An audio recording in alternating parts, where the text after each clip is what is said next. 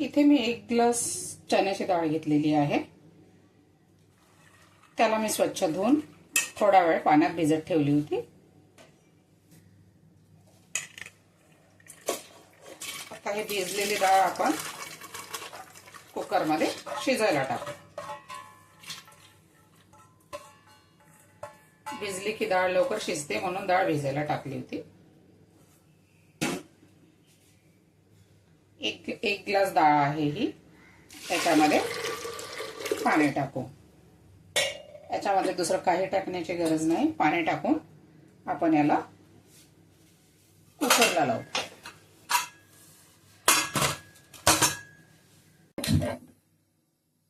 कुकरला लावू. 3 शिट्ट्या काढून घेऊ आणि थोडा वेळ मंद गॅसवर ठेवू. एक शिट्टी झाली, दुसरी झाली, तिसरी झाली. आता गॅस कमी करून ठेवू. 2 वाट्या तांदूळ घेतलेले आहे याच्यामध्ये कुकरमध्ये. याला आपण जोपर्यंत डाळ शिजते तोपर्यंत आपण इकडे भात टाकू. डाळ शिजली का बघू आपण.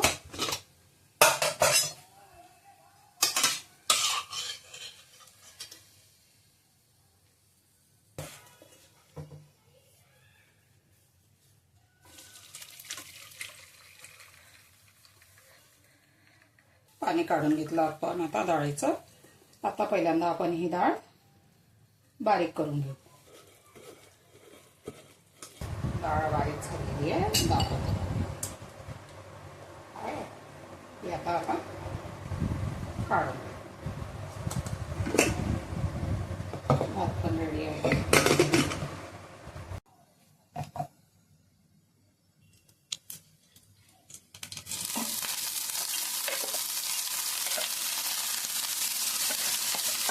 वाटलेली डाळ टाकून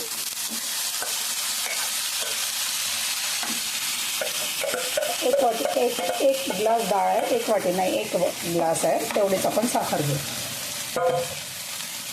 जितकी डाळ आहे तेवढीच साखर घ्यायची. त्याचं थोडं पाणी सुटलं की साखर टाकू.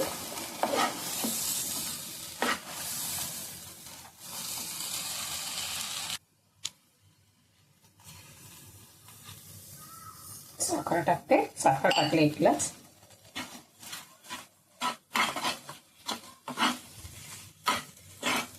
याला छानपैकी घोटून घेऊ. जोपर्यंत या साखरेचं आणि डाळीचं पाणी आटत नाही तोपर्यंत.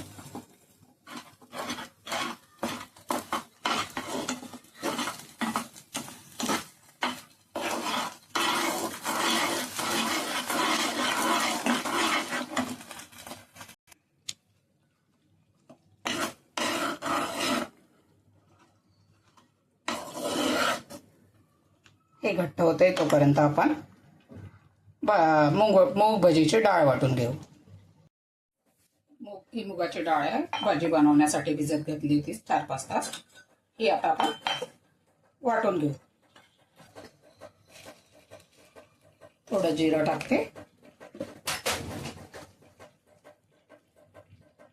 थोडं आलं लसूणची पेस्ट टाकते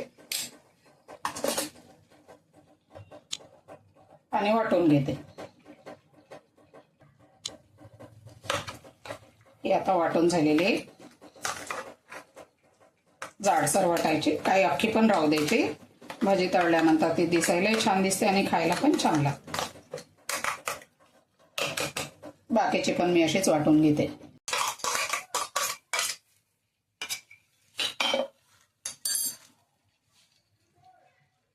कोथिंबीर, कांदा, मिरचीचे 2-3 मोठे मोठे तुकडे.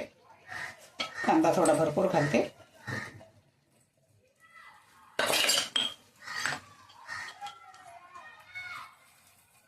चवीनुसार मीठ. सगळं मिक्स करून घेते. वाटणामध्ये पण मिरची टाकली होती तरी पण 2-3 मिरचीचे तुकडे टाकलेले आहे मी. ठीक आहे. रेडी करून रेडी झालेलं आहे. तोपर्यंत आपण पुरण बघू. अजून याला थोडा वेळ लागणार आहे. 10-15 मिनिट तरी लागतील. हे आपण एका साईडला होते तोपर्यंत दुसरीकडे आमटी करून घेऊ. तेल गरम झालं तर राई टाकली.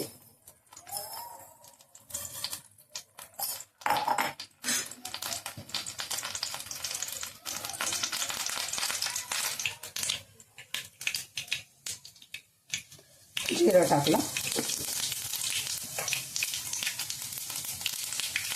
कढीपत्ता टाकला. कांदा टाकला.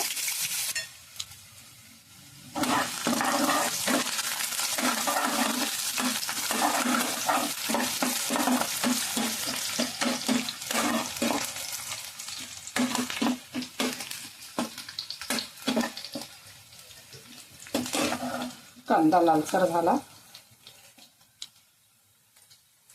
थोडंसं अद्रक लसूण पेस्ट,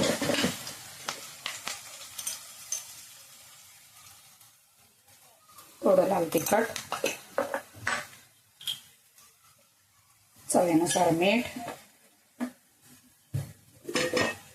आणि फोडणीमध्ये असे बारीक बारीक खोबऱ्याचे तुकडे टाकायचे.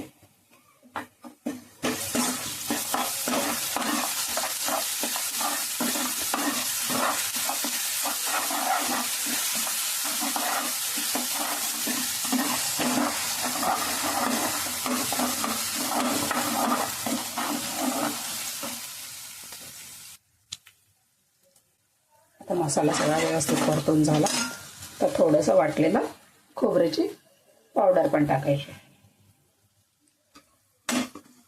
ती सुद्धा परतून घ्यायची. परतून झाला. आता हे एळवणी आहे ती टाकायची.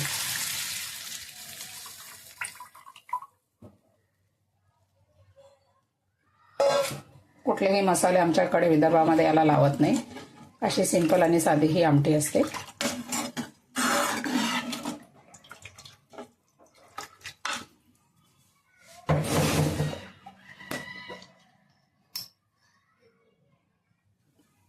थोडीशी हळद टाकते.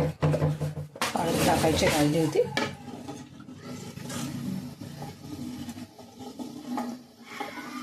चांगलं आमटी उकळू द्यायची 5-10 मिनिटं. कोथिंबीर टाकून गार्निश करायची. इकडे आमटी होते तोपर्यंत आपण पुरण बघूया झालं का. पुरण आपलं झालेलं आहे.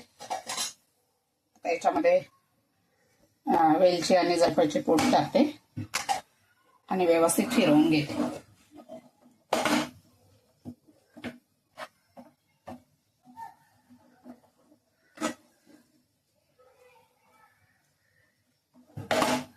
रेडी आहे. पुरण रेडी आहे. थंड होते तोपर्यंत आपण इकडे पीठ मळून घेऊ.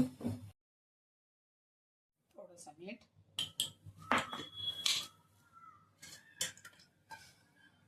तेल, पीठ आहे कणिक, मैदा वगैरे नाहीये. मळून ठेवून देऊ. जास्त घट्ट पण नको आणि जास्त पातळ पण नको. मऊ असं पीठ पाहिजे. चपातीपेक्षा मऊ पाहिजे थोडा.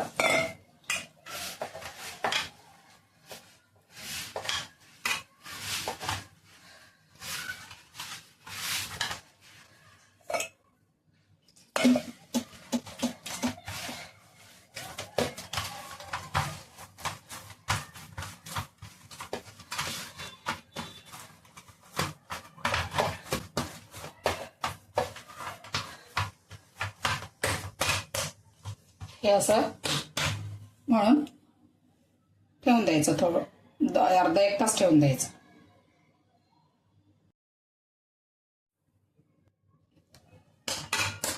झालेलं आहे. याच्यावर आपण आता झाकून साईडला ठेवून देऊ. ठीक आहे. इकडे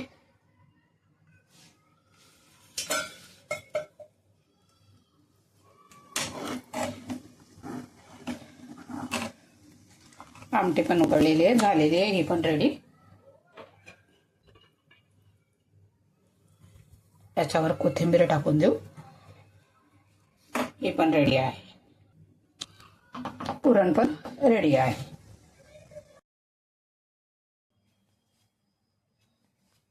दाबून दाबून असं पुरण भरायचं आणि हे असं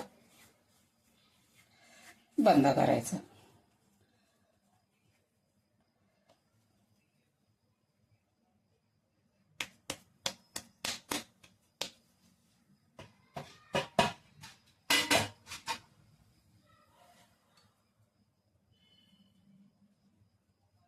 ठीक आहे.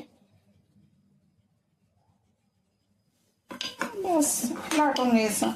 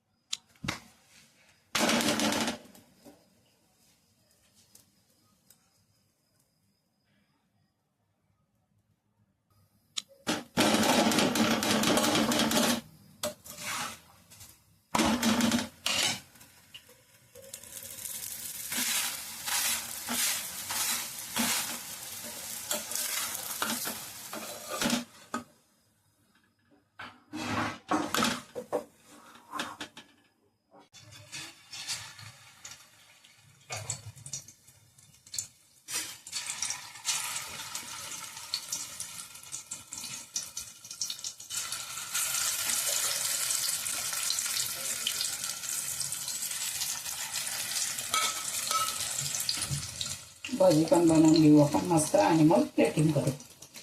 झालंय आपलं सगळं जेवण रेडी.